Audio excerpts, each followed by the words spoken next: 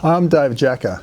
In this video I'm going to talk about my wheelchair setup and the adaptations that I use that enable me to hold my chisels without the use of my fingers. Now I have C5-6 quadriplegia, so what that means is that I have no finger function at all. All I can do is that with my hands, and I've got limited arm function, which means I've got no triceps and I can't move from my armpits down. So I'm quite limited in what I can do. So I've come up with different ways of enabling me to be able to do things, in particular my wood turning, relatively independently. And the first thing that that's important for me is my wheelchair setup. And so I just use one of my old wheelchairs. It's at a really good height for me, and it's got a fairly high backrest, so it just gives me a bit more support. One of the things I have done is I've put on a different type of brakes. This is just one of these push lever brakes, nice and easy to get on and off. So when I'm got gloves on, I can get this on and off nice and easily when I'm doing my wood turning.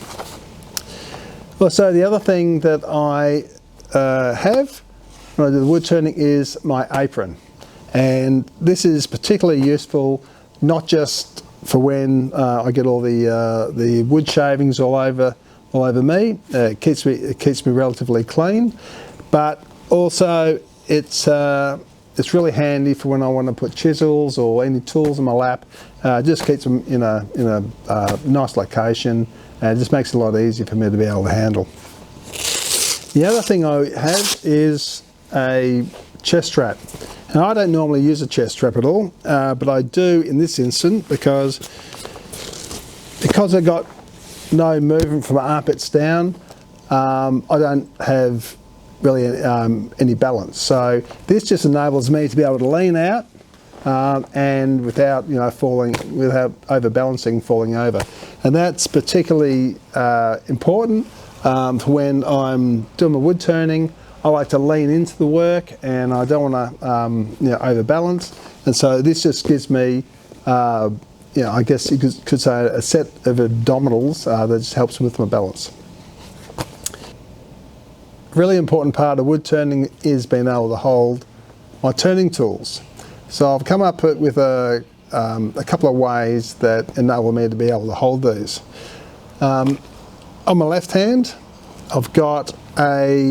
I wear a glove and with some tape on it, and this glove is a cut-proof glove, and the main reason why I wear that is because a few years ago, when I first got back into wood turning, I touched my wrist against the piece of wood that was spinning, and a nice big splinter broke off and embedded itself into the side of my arm. So after that, I decided to wear one of these gloves, and that just gives me a lot more protection. So if I do end up touching the timber, I'm going to hopefully save myself doing any damage. The other thing I've done with this glove, I've cut off 2 of the fingers, and the reason why I've done that is because when I turn, you want to be able to feel the thickness of the timber. And so I can, even though I don't have a lot of sensation in my fingers, I can still gauge the thickness of the edge of the wall of the bowl reasonably accurately, just by feel, and that just comes with practice. And the other thing too is just being able to feel the timber, so I can tell whether there's any ridges on it or whether I've got a nice clean cut. That's really important too. So having missing these 2 fingers helps with that.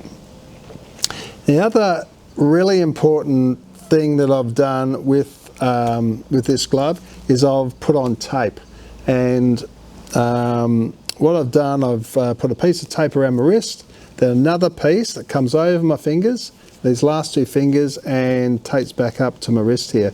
And having this tape pulls my fingers in, so that gives me an artificial grip, and that enables me to be able to hold the chisel blade with my left hand. And so what that does is when I'm doing a pull cut, it basically gives me a grip so I can actually grip the chisel really well. If I didn't have that, and I haven't always used the tape, initially when I first started, when I didn't have it, just trying to hold the chisel and pull it towards you, I just didn't have enough grip to be able to put a lot of pressure on it. So I find this just makes my life a lot easier. Now my right hand, to enable me to be able to grip the handle, I wear an active hands, these are really handy. I find they're quite easy to put on for me. So get like that. So I can do that up there. And let's bring the other strap around. It can be a little bit fiddly at times, but once you get them on, they're really good. And they've got these rings on them, so you can actually, in my case, use my teeth, or you can use your thumb to actually be able to do them up and undo them. But wearing this active hands, that gives me the grip that I need to be able to hold the tool. So I can hold this tool, and it, in combination with my glove in my left hand and the tape, this gives me full control, so I can actually move the chisel around and cut the timber. And I'll give you a demonstration of actually how I do that. I did use one of the active hands on my left hand before I came up with the tape, but I found that because it was with the straps being very close to the timber that's turning, I didn't like the idea of this getting caught and then dragging my hand into the workpiece. So I decided, and also it was probably a bit more cumbersome because the glove is quite big, and it just didn't give me the dexterity and use that I really needed. So let me show you how I can use this tool and on an actual live piece of turning timber. So I've already set this up just here. Already put in I cut a blank on my bandsaw, and I've attached it to the chuck with basically a threaded bolt that the chuck grips, and I've just screwed that into the timber. Oh, one thing I need to do is get my safety shield, which you always want to use this, especially on the lathe, because you don't want to get a piece of timber in your face.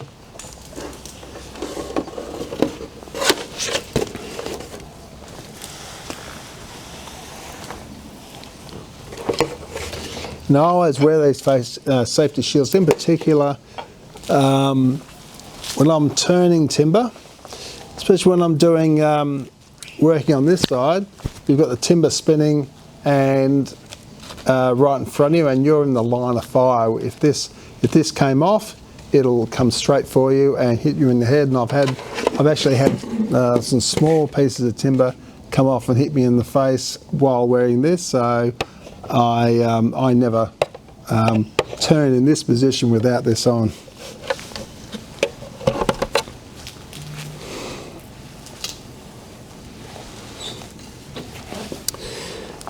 Okay, I'll just set my speed up. We'll start off slow and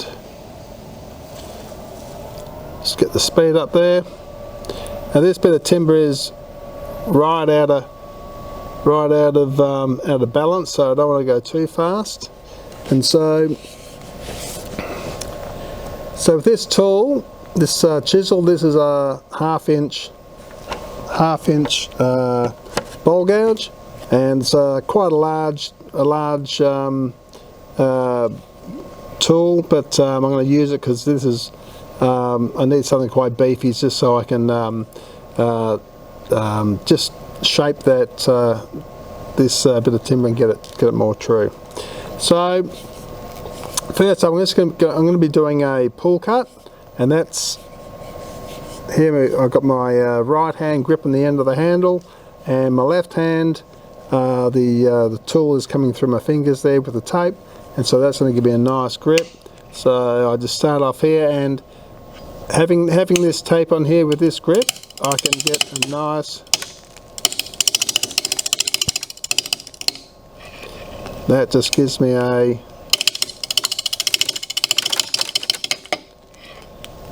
allows me to pull this through and get a fair bit of control with the chisel. We're only going to take it off small bites at this point because it's quite out of balance.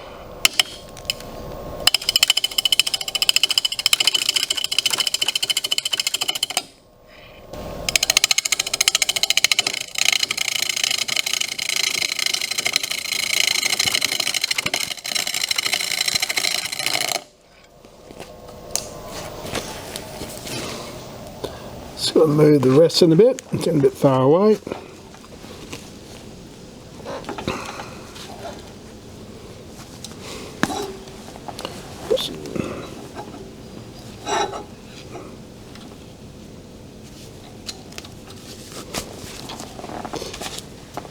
Make sure it's clear, and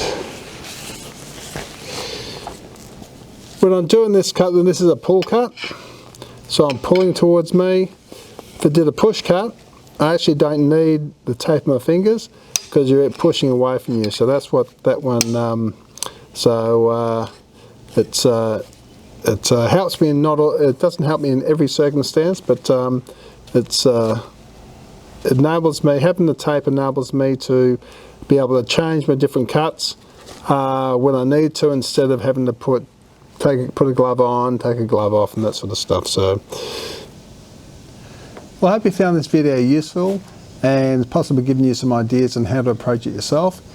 I think one of the most important things if you want to get into wood turning is by just giving things a go and just trying different techniques out to see what suits you, and the one that works the best, stick with it. That's pretty much what I've done.